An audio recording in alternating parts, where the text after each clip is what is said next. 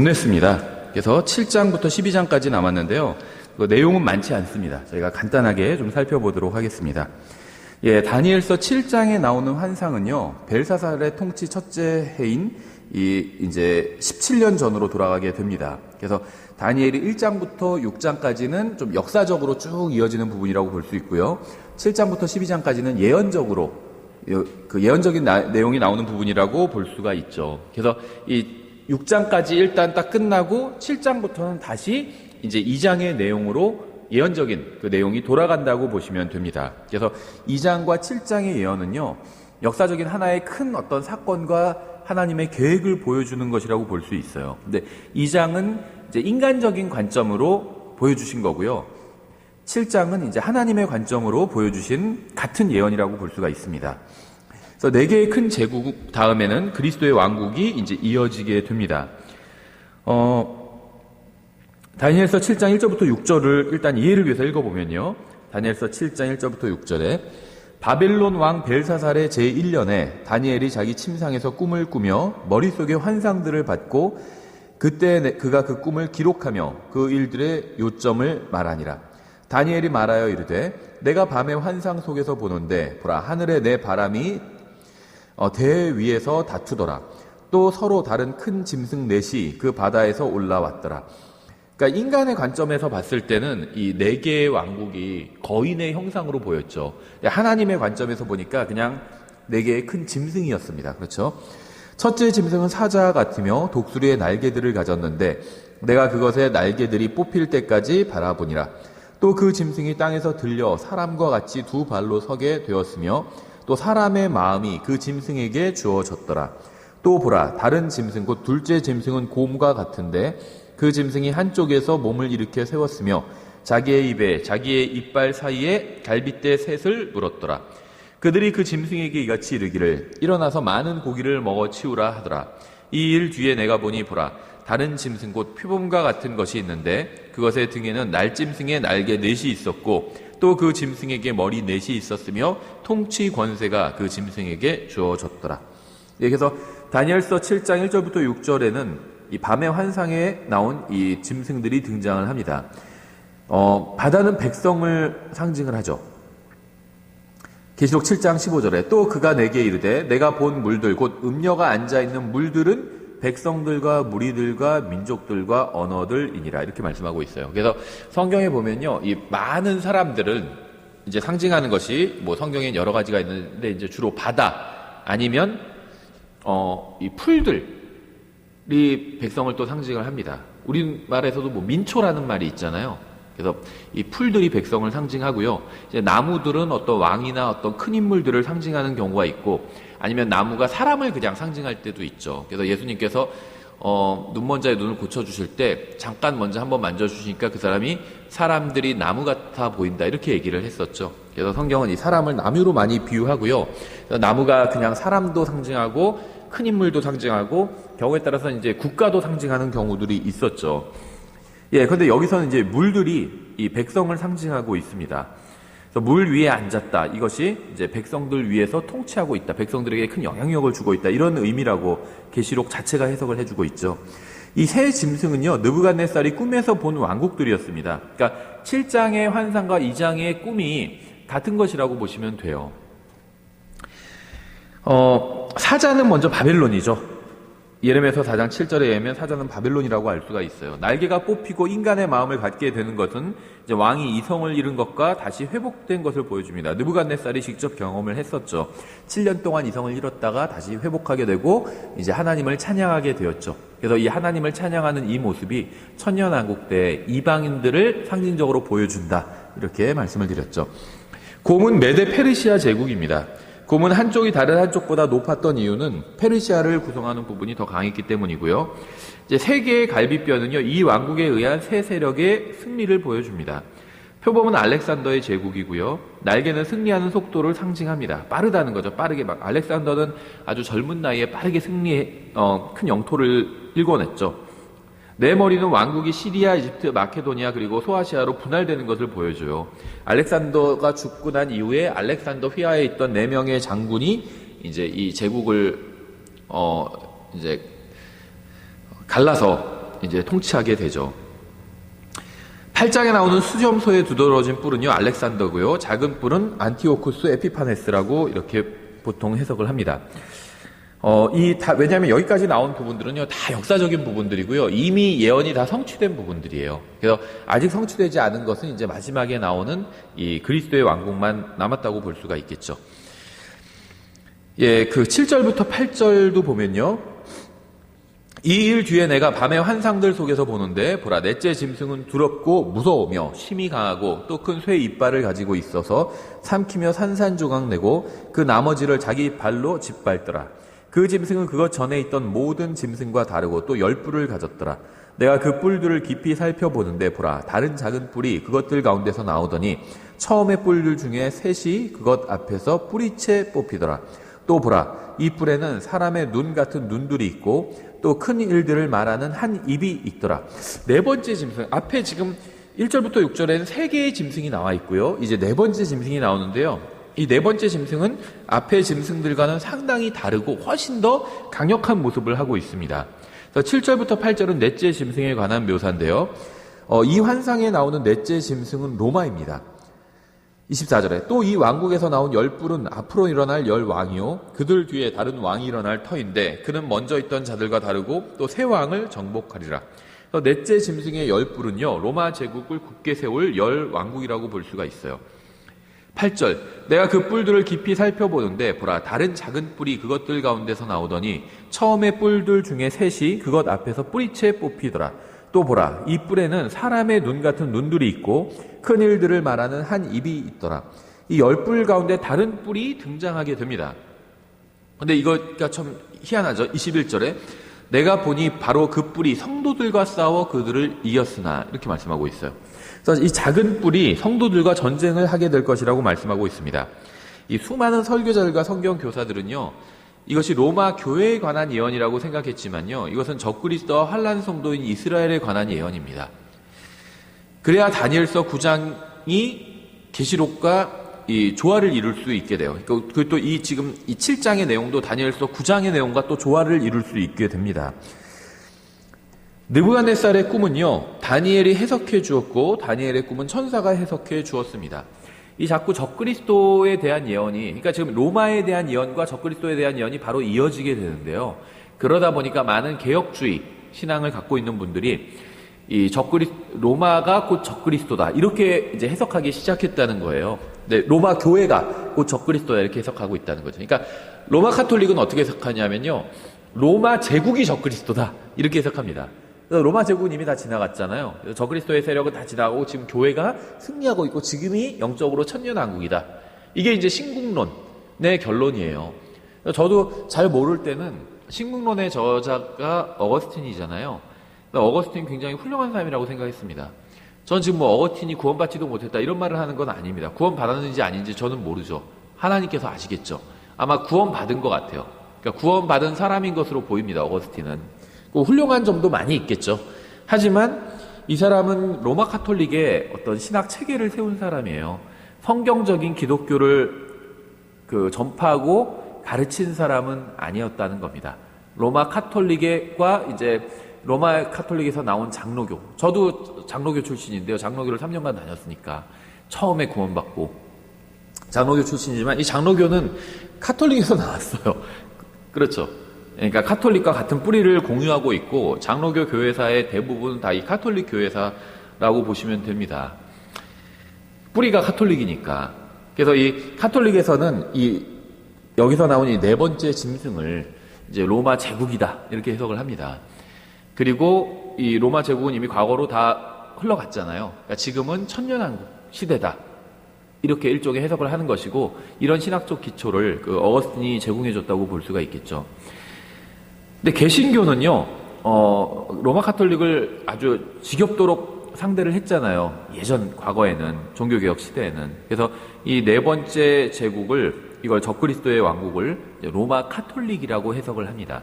근데 성경적으로는요, 이것이 로마 제국이나 로마 카톨릭이 아니라 미래에 있을 이 적그리스도의 세력으로 보는 것이 이제 다니엘서 9장이나 아니면 계시록 전체 해석과 조화를 이루는 것으로 보입니다. 왜냐하면 성경의 예언의 핵심은 단 한 번도 성경 예언의 그 초점이 로마였던 적이 없어요. 하나님의 관심은 로마가 아닙니다. 그래서 성경 계시록에 나오는 그 어떤 음녀의 토대가 되는 그 영적 바빌론, 그 도시, 거기는 로마가 아니라 예루살렘이라고 보는 것이 더 합당하다는 거예요. 왜냐하면 하나님께서 관심을 갖고 보시고 또 성경의 주인공으로 어떤 도시가 주인공이라고 좀 이상하니까 도시가 주인공으로 등장하는 경우는 예루살렘밖에 없어요. 예수님께서도 그러니까 이 예루살렘을 차지하려고 그렇게 많은 종교들이 싸웠죠. 결국에는 적그리스도가 차지하게 될 거죠. 예수님께서 어디로 재림해서 오시죠? 예루살렘으로 재림해서 오시고 거기서 통치하게 되십니다. 로마는 한 번도 성경의 주인공이었던 적이 없어요. 예루살렘이 주인공이고요. 계시록 상황에서 그럼 예루살렘이 거룩한 도시인데 왜 자꾸 음료 바벨론, 그러니까는 이 종교 바벨론이죠.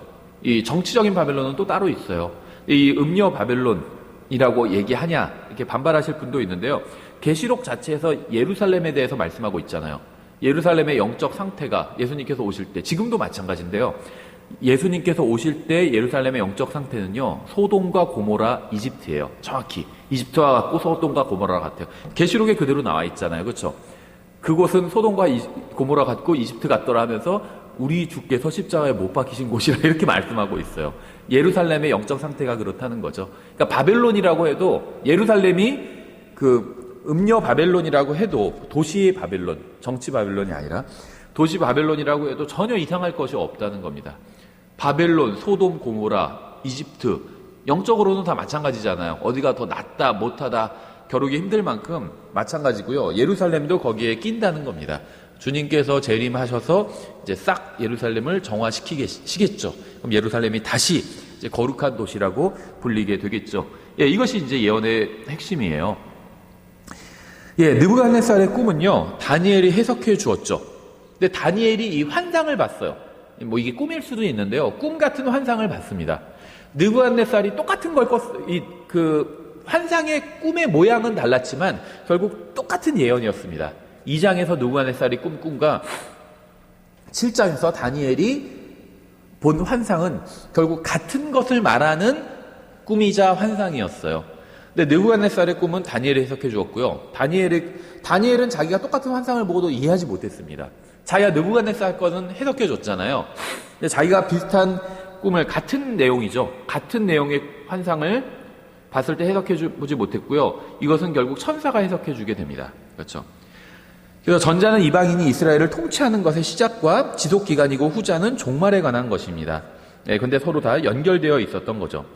예, 8장에 나오는 수장과 수렴소에 관한 환상은요, 7장의 환상으로부터 2년 후의 일입니다. 이 8장의 환상을 본 것 자체가요, 9장부터 12장에서 다루는 것처럼 묘사가 더 이제 자세해지고 있어요. 8장 20절에 내가 본 두 뿔 달린 수장은 메데아 페르시아의 왕들이요. 해석을 해주고 있죠. 그러니까 이게 해석이 없으면요, 이걸 알 수가 없어요. 두 뿔이 있었는데 뒤에 나온 뿔이 무슨 뭐 앞에 뿔을 밀어내고 어떻게 하고 해석이 불가합니다, 사실은. 근데 성경 자체가 해석을 해주고 있죠. 그럼 그렇게 해석하면 됩니다. 그러니까 성경이 해석해 주는 데까지만 해석하고 멈추면 돼요. 성경이 해석하지도 않는 것을 막 상상의 나래를 펴가지고 해석할 필요가 없습니다. 이것이 무슨 메데아 페르시 왕인데 뭐 나중에는 또 누구를 상징하고 뭐 러시아가 어쩌고, 성경에 러시아가 어디 나와요? 나오지 않는 얘기는 할 필요가 없다는 거죠. 예, 수장은 메데아 페르시아라고 성경이 분명히 말씀하고 있죠. 21절 거친 수점소는 그리스의 왕이며 그 두 눈 사이에 큰 뿔은 첫째 왕이니라. 자, 그러니까 이 수점소가 알렉산더다 이렇게 얘기를 했는데요. 그 큰 뿔이 첫째 왕인 알렉산더다 이렇게 얘기를 했는데요. 이게 제 혼자 해석이 아니죠. 그리스 왕이라고 얘기하고 있잖아요. 그렇죠. 그래서 알렉산더라고 한 겁니다. 역사적으로 봤을 때 여기에 들어맞는 그리스 왕은 알렉산더밖에 없거든요. 22절 이제 그것이 꺾이고 그것 대신에 내 계가 일어났은즉 내 왕국이 그 민족으로부터 일어나되 그의 권세만은 못하리라. 그러니까 내 뿔은 그리스의 내 왕이에요. 그래서 이 첫째 왕만큼 권세가 크진 않지만 그래도 이 왕국이 네 개로 찢어진다는 걸 알 수가 있죠. 그래서 이것은 수장의 두 뿔과 곰의 양 어깨와 형상의 두 발이 같다는 점을 보여주고 있고요. 마찬가지로 표범의 네 머리와 네 뿔도 같은 대상을 묘사한 겁니다. 한쪽에서는 내 머리라고 했다가 다른 쪽에서는 내 뿔이라고 이렇게 이야기를 하고 있을 뿐 사실은 같은 대상이에요. 이 큰 뿔이 사라지고 나서 그 뿔을 차지하던 이 전체 그리스 로마 제국을 이제 갈라서 통치하게 되는 그 이야기를 하고 있는 거죠. BC 334년에 알렉산더는 이 헬레스폰트 해협을 건너서 전투를 벌였고 승리를 하게 됐습니다. 그래서 인더스와 나일 제방을 밀고 나가서 이제 수산까지 진군했어요. 그러니까 엄청나게 큰 제국을 이룬 거고요. 성경에 나오는 이 성경의 주요 무대가 되는 대부분의 지역을 점령한 거예요. 그러니까 엄청난 제국을 이룬 거죠. 그라니코스 강과 이소스와 아르벨라 이런 거 다 이제 역사적인 거 검색해 보면 나와요. 이런 곳에서 싸웠고요. 다 이제 승리를 했고 마침내 이 페르시아 권세를 완전히 무너뜨리게 됩니다. 그래서 알렉산더는 시리아와 페니키아와 바벨로니아와 또 사이프러스와 페르시아와 두레, 가자, 이집트도 정복했어요. 그러니까는 성경에 나오는 대부분의 어떤 그 지명들을 다 점령을 했다고 볼 수가 있습니다. 엄청나게 큰 지역을 점령했죠. BC 329년에는 스키타이도 물리쳤습니다. 그래서 수장의 뿔이 부러지고 나서 그 위에 올라서게 된 거죠. 그러니까 정확히 예언이 그대로 성취가 된 겁니다. 하지만 수렴소가 심히 크게 되자 갑자기 뿔이 부러졌다고 얘기했죠. 알렉산더가 32살에 죽었어요. 예전에는 제가 역사, 이제 세계사 시간에 대충 배우는 내용이잖아요. 그때는 제가 이제 중고등학생 때는 32살에 죽었다 그러면 뭐 그 큰 느낌이 없었는데 지금은 이제 그래도 인생을 절반 정도 살았잖아요. 45이니까. 엄청 일찍 죽은 거더라고요. 32세에 죽었으면, 그렇죠. 엄청 일찍 죽은 거예요. 우리나라에서는요, 32살에 교회를 개척해도요, 목사가 아주 어리다 이렇게 얘기하거든요. 정말 젊고 어린 나이죠. 근데 정말 큰 제국, 정말 성경에 나오는 대부분의 지역을 다 점령을 하고 그리고 갑자기 죽게 되죠. 예, 그래서 알렉산더에 대한 이야기는 굉장히 많죠. 알렉산더, 이게 진짜인지 거짓말인지는 모르겠어요. 워낙 어쨌든 간에 이 사람이 역사적으로 사악한 사람이었지만 큰 인물이었잖아요. 그래서 이런 큰 인물에 대한 이야기는 많잖아요. 그래서 알렉산더가 자기 죽을 때 자기 손을 관 밖으로 이렇게 이제 황제가 죽었으니까 막 관을 들고 막 이 장례 행렬이 행진을 할 거 아니에요. 손을 관 밖으로 이렇게 내놓게 해라 이런 얘기도 있다고 합니다. 그 이유는 뭔지 알 수 있겠죠. 큰 제국을 이룬 사람도 죽을 때는 빈손으로 간다는 거예요. 그렇죠. 예, 어쨌거나 32살의 나이에 방탕하게 그때까지 살다가 죽었습니다. 얼마나 방탕하게 살았을까요? 큰 그런 제국을 이뤘으니까. 그러자 이제 4개의 주목할 만한 뿔이 나와서, 이 알렉산더만큼 큰 뿔은 아니지만요, 4개의 주목할 만한 큰 뿔이 나와서 이제 알렉산더의 자리를 놓고 서로 다툼을 벌이게 됩니다. 이들은 알렉산더 휘하의 장군들이었어요. 그래서 시리아, 이집트, 마케도니아, 그리고 이 소아시아를 점령하게 되는데요. 카산드로스, 또 리시마코스, 셀레우코스, 다음에 톨레미, 이렇게 4명의 장군이었습니다. 이 사람들이 이제 이 알렉산드리아 제국을 4개로 쪼개서 이제 차지하게 됩니다. 예, 그 외 시리아 지역에서 작은 뿔이 하나 나오게 되죠. 이것은 앞장의 작은 뿔이 아니고요. 이 실장의 작은 뿔은 넷째 짐승인 로마와 관련이 있었어요. 근데 이 작은 뿔은요, 그리스 마케도니아 또 시리아 지역에서 나왔습니다. 이 사람은요, 셀레우코스 왕조의 8번째 왕이었던 안티오쿠스 에피파네스였습니다. BC 이제 175년경에 살았던 사람이죠. 예, 이 사람은요, 거칠고 사악한 행위로 인해서 이제 미친 자로 악명을 떨쳤다고 합니다.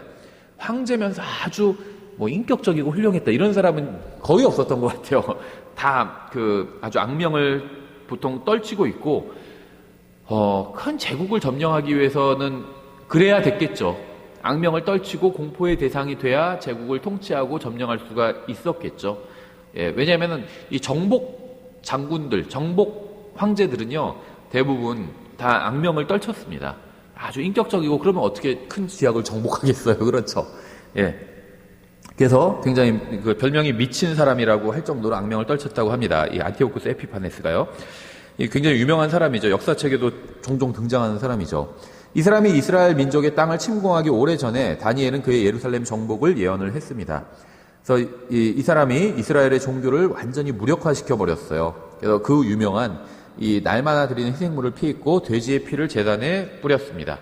또 우상 숭배를 도입했고요. 10만 명의 유대인들을 살해했습니다. 예, 굉장히 거의 그 당시에는 히틀러급 같은 이러한 사람이었다고 볼 수가 있죠. 8장 13절부터 14절에 그때 한 성도가 말하는 것을 내가 들었는데 다른 성도가 말하던 바로 그 성도에게 이르되, 그러니까 지금요, 이 느부갓네살은 꿈을 꿨죠. 다니엘은 환상을 봤습니다. 그런데 이 성도들이 말하는 것을 봤는데요. 이게 환상 중에 미래에 어떤 그 천상의 존재들이 이야기하는 걸 들은 거예요.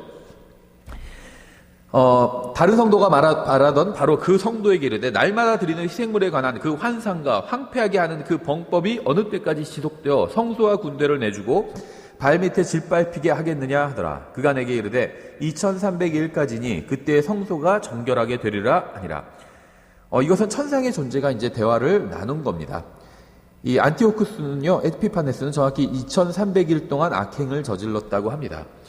그래서 이제 주다스 마카비우스가 BC 165년에 겨울에 성전을 청소할 때 이 모든 일이 이제 끝을 보게 되었다고 합니다. 역사적으로는 그렇다는 거죠.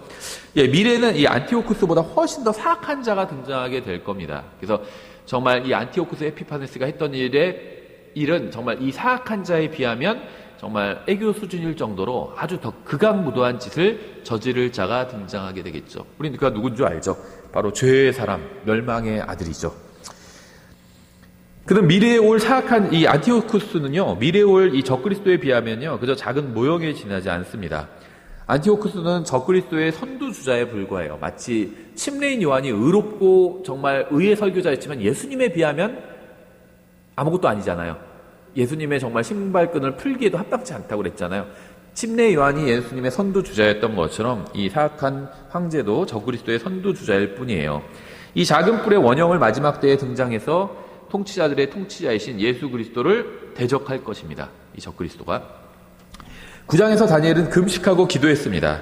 그는 기나긴 포로 생활의 원인이 된 끔찍한 죄를 지은 자신의 백성을 위해서 마음을 쏟아내면서 기도를 했죠. 자기 죄 때문에 이렇게 기도한 게 아니에요. 그렇죠. 백성의 죄로 인해서 정말 금식하고 울며 기도했습니다. 정말 민족의 지도자고 대원자라고 불리만 하죠. 다니엘은 하나님께 긍휼을 보여달라고 간구했습니다. 무조건 하나님의 긍휼을 간구해야 돼요. 불쌍히 여겨달라고. 우리가 이 정도 했으면 잘한 거 아닙니까? 이렇게 하면 그건 어리석은 사람입니다.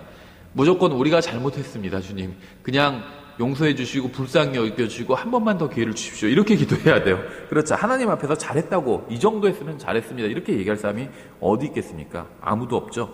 예, 하나님 앞에서는 그냥 죄를 자백하고요, 그냥 용서해달라고, 한 번만 봐달라고 이렇게 기도하는 게 그게 가장 현실적이고 가장 나은 기도예요. 다니엘은 그런 기도를 했어요. 이 에스라도 그런 기도를 했죠. 우리가 잘못해서 우리 죄가 막 넘쳐나고 막 이런 기도를 했잖아요. 그렇죠. 다니엘도 그런 기도를 했습니다. 그냥 용서해 주시고 예루살렘과 성전을 회복시켜달라고 이렇게 기도했습니다. 왜 이런 내용을 기도했을까요? 이 예언을 통해서 다 봤잖아요. 성전이 어떻게 되고 적그리스도가 와서 어떤 끔찍한 짓을 하고 이런 걸 다 봤습니다. 그렇죠. 회복에 관한 기도를 했어요.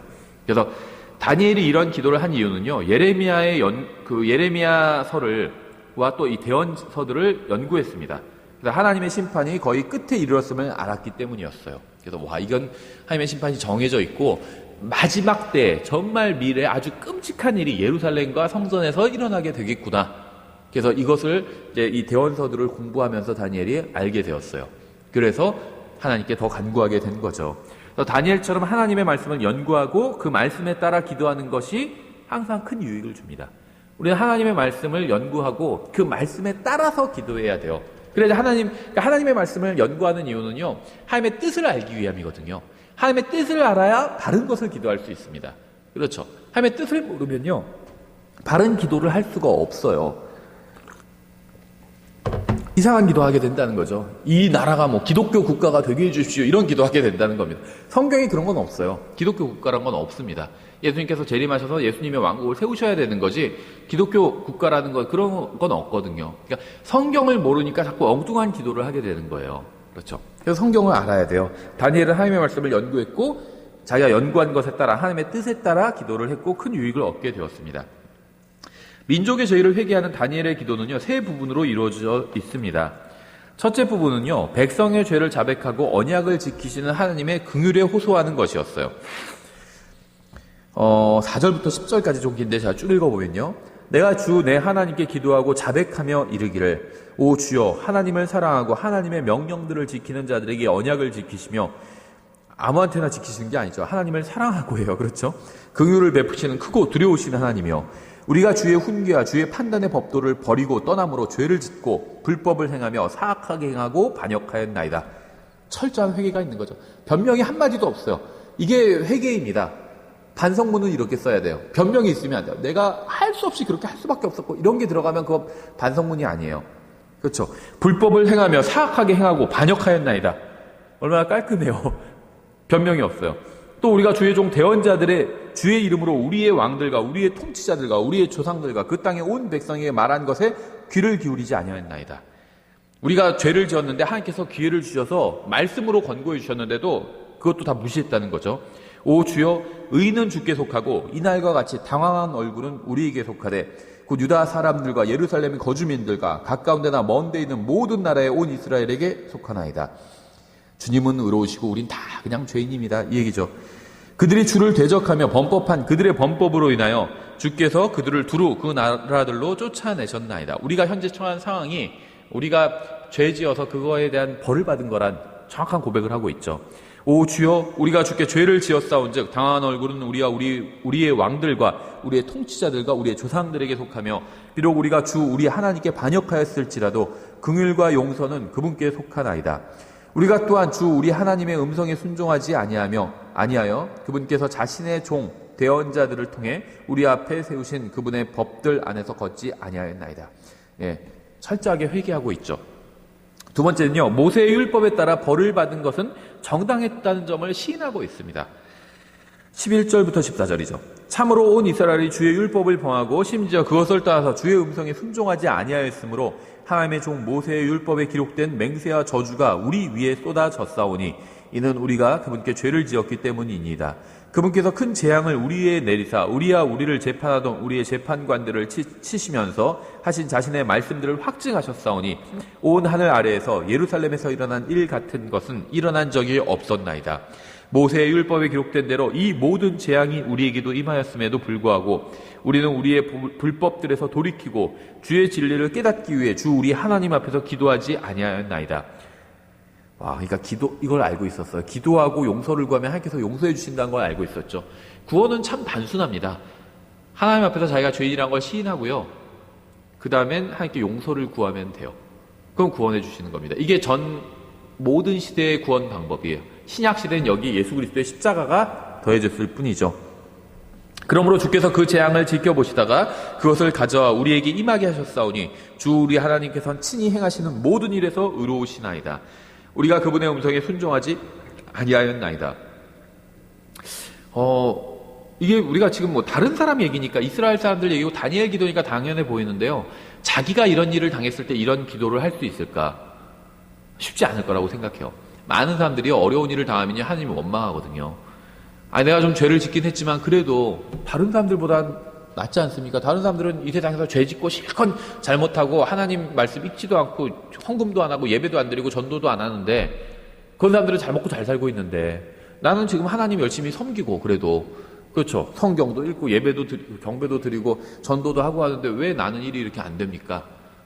이렇게 하나님을 말로 하지는 않아도 그런 마음을 갖고 하나님을 원망하는 사람들이 많이 있다는 거죠. 근데 다니엘은 철저하게 인정했어요. 그렇죠. 주님께서 모든 일에서 의로우시고 우리는 주님의 음성에 순종하지 않았습니다. 이렇게 인정하고 있죠.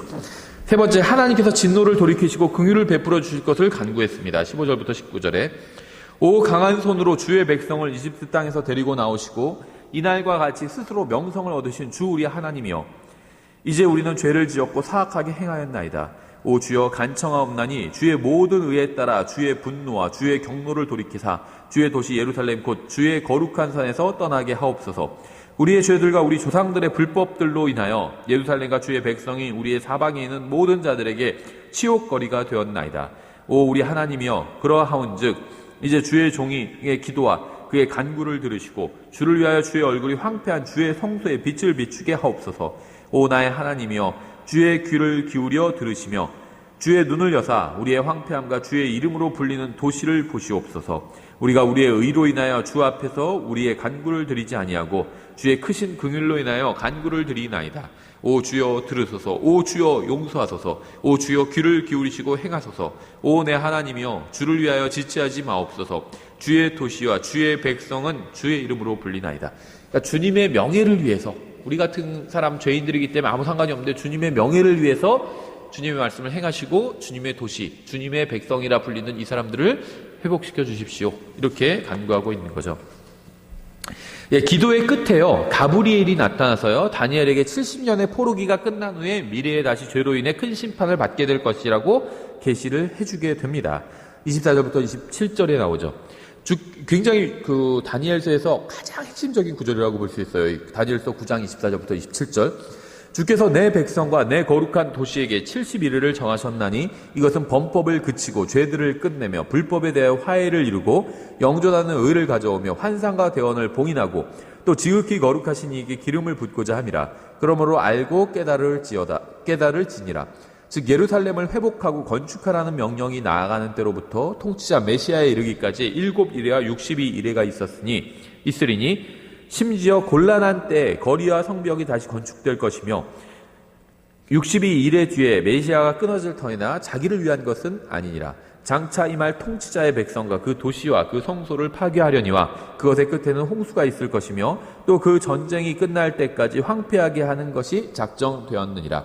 그가 많은 사람과 한 이래 동안 언약을 확정하리니 그가 그 일의 한 중간에 희생물과 봉헌물을 그치게 하며 또 가증한 것들로 뒤덮기 위하여 심지어 완전히 끝날 때까지 그것을 황폐하게 할 것이요 작정된 그것이 그 황폐한 곳에 쏟아지리라 하니라.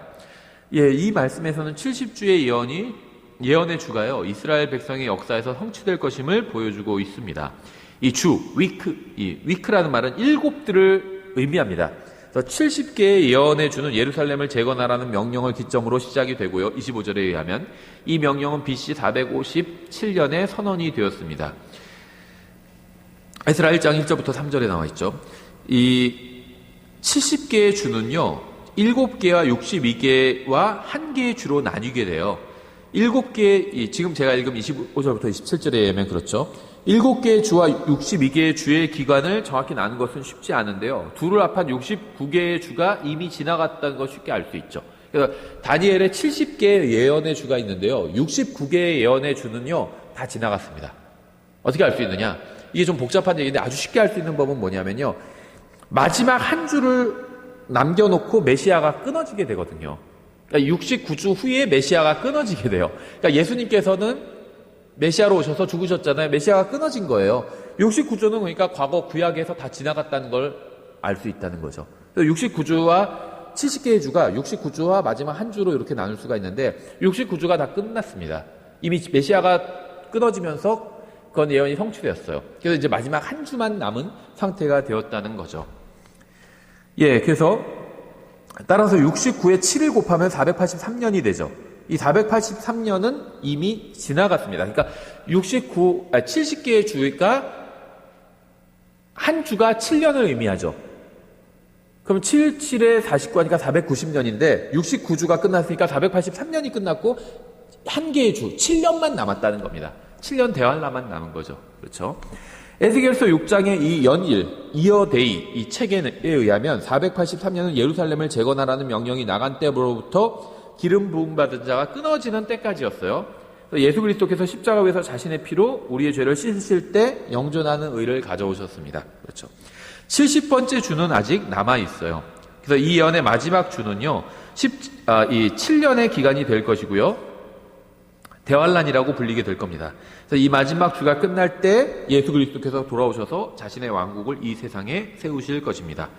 27절에 이렇게 되어 있죠. 그가 많은 사람과 한 이래 동안 언약을 확정하리니 그가 그 일의 한 중간에 희생물과 봉헌물을 그치게 하며, 그러니까는 이제 대환란이 시작되면 이제 처음엔 좀 평화로운 기간이고요. 이스라엘 사람들이 다시 성전을 건축하고 거기서 이제 성전 경배를 시작하게 되죠. 그럼 성전 경배의 핵심에는 이 희생 제사가 있습니다. 그런데 한 주의 중간에 갑자기 희생 제사를 그치게 한다는 거죠. 또 가증한 것들로 뒤덮기 위하여 심지어 완전히 끝날 때까지 그것을 황폐하게 할 것이요. 황폐하게 하는데 어떻게 황폐하게 될까요? 예, 우상을 세워놓고 이걸 섬기게 할 겁니다. 그렇죠? 작전된 그것이 그 황폐한 곳에 쏟아지리라 하니라. 27절에 따르면 마지막 한 주인 7년은요, 두 부분으로 나누게 되는데요. 이것은 2개의 3년 반이 될 것이고요. 특히 후 3년 반을 계시록에서는 42달, 1260일 이렇게 부르고 있죠. 그래서 이 성경의 1년은요 365일이 아닙니다. 창세기의 그 홍수가 나는 홍수에 대한 묘사 그 계속 기간이 등장하는데요. 이제 저희가 창세기에서 나중에 이걸 창세기 강의할 때 공부할 텐데 저희가 한번 교회에서 다룬 적이 있죠. 이 홍수가 나는 기간을 뭐 몇째 달 몇째 월이라 요걸 계산해 보면요 1년이 365일이 아니라 360일이라는 걸 알 수 있어요. 그래서 성경의 1년은 360일입니다. 그러니까 매달이 30일씩 딱딱딱딱 떨어지게 돼요. 성경의 1년은. 그래서 성경에서는요 이 3년 반을 42달 혹은 1260일 이렇게 부르고 있습니다. 그래서 1260일은요 3년 반에서 좀 모자른 게 아니라 정확히 3년 반이에요. 마지막 3장은 마지막 환상을 다루고 있어요. 10장, 11장, 12장이죠. 이 환상은 유대인들이 팔레스타인으로 돌아온 지 2년 후에 주어지게 됩니다. 하나님께서는 휘장을 들어서 다니엘에게 민족들을 통제하려는 악한 세력과 또 하나님의 군대가 싸우는 영적 전쟁을 환상으로 보여주셨습니다. 이름이 알려지지 않은 천사가 다니엘과 대화를 나누게 됩니다. 10장 21절 그러나 내가 진리의 성경 기록에 적힌 것을 내게 보여주리니 이 일들에서 나와 함께 버티는 자는 너희의 통치자 미가엘 외에 아무도 없느니라. 제가 저희 그 출판사 이름을 여기서 따왔어요. 다니엘서 10장 21절에서 그러나 내가 진리의 성경 기록에 적힌 것을 내게 보여주리니. 그러니까 저희 출판사의 목적이 성경에 기록된 것을 사람들에게 보여주는 겁니다. 알려주고. 그렇죠. 이게 사실은 천사가 다니엘에게 한 말이었어요. 미가엘은요 이스라엘 민족을 지키는 천사였고요. 그리스와 페르시아를 지키는 천사도 있었습니다. 그러니까 성경에 보면요 이 왕국들을 맡은 천사들이 있어요. 이 지구, 이 세상에는요 왕국들, 민족들을 맡은 천사들이 있다는 겁니다. 그렇죠. 그래서 미가엘은 특별히 이스라엘 민족을 지키는 천사였죠. 이 천사장은요 성경에 보면 가브리엘과 또 다른 천사장이 나오나요? 이 미가엘은 천사장이 아니에요. 그렇죠. 그러니까 이름이 나오고 유명한 천사라고 해서 다 천사장이다 이렇게 얘기하면 안 된다는 거죠. 또 루시퍼는 천사가 아니었어요. 그렇죠. 어떤 뭐 이단들 신천지나 막 이런 이단들에서는 루시퍼가 원래 루시엘이었다 막 이렇게 가르치더라고요. 뭐 신천지에서 얘기한 건 신천지만 그런 건 아니고 다른 이단들도 많이 그렇게 가르쳐요. 근데 루시퍼는요 천사가 아니었어요. 루시엘은 없었어요. 그런 건 성경에 없습니다. 불가능해요. 그렇게 조합하기가. 왜냐하면 루시퍼라는 말은 라틴어에서 나온 거거든요. 엘이라는 말은 히브리어에서 나왔어요. 단어를 만들 때 라틴어와 히브리어를 조합해서 만들지는 않거든요. 그러니까 이거는 조금만 이 성경 언어에 대한 지식이 있으면 말이 안 되는 단어란 걸 알 수 있어요. 루시엘이라는 말은 말 자체가 될 수가 없어요. 루시퍼는 빛을 나르는 자 원래 이런 의미였죠. 그래서 이건 라틴어에서 온 것이고요. 이 엘이란 말은 이제 천사들 이름에 들어가는 건데 주로 가브리엘, 미가엘 이거는 이 엘은 하나님을 의미합니다. 이 천사들은 하나님을 대신해서 어떤 일을 하기 때문에 이 이름에 이 엘이라는 이 단어가 들어가 있는 거죠. 루시퍼와는 전혀 관련이 없어요. 루시퍼는 덮는 그룹이었지 천사가 아니었습니다. 천사보다 훨씬 더 뛰어난 종류의 창조물이었죠. 그렇죠. 서로 종이 다르다는 거예요. 어떤 토끼와 사자가 다른 것처럼 종이 달라요. 이 훨씬 더 그룹은 천사보다는 뛰어난 존재들이에요. 그래서 어쨌든 간에 이 별들을 맡은 천사들도 있죠. 그리고 국가들을 맡은 천사들도 있어요. 그렇죠. 그래서 성경에선 이 별이 곧 천사로 이렇게 쓰이는 경우가 많아요. 그죠? 계시록에서 특히 그렇죠. 계시록 강의에서 자세히 요거 설명한 부분도 있어요. 이 세상에서 벌어지는 일은 하늘에서 벌어진 일의 어떤 반영인 것으로 보입니다. 11장에서는요, 북쪽과 남쪽의 왕들의 전쟁이 나와요. 이들은 톨레미와 셀루코스 왕조의 전쟁을 미리 기록한 역사라고 볼 수가 있고요.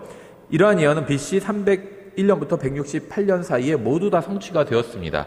성경의 예언은 항상 그렇듯이 정확하게 성취되었고 이 세상 왕국들은 모두 왔다가 사라졌습니다. 생각해 보세요. 과거에 정말 중국을 지배했던 진나라 아니면 이렇게 지금 성경에 나오는 이런 페르시아 왕국, 바벨론 왕국, 아시리아 왕국, 엄청난 왕국이어서 지금 같으면 미국 같은 그런 위치에 있었던 왕국들이었죠. 근데 왔다가 다 사라졌어요. 아무것도 아니라는 겁니다. 우리 대한민국이 하나님 앞에서 엄청나게 의미가 있고 무슨 의미가 있어요?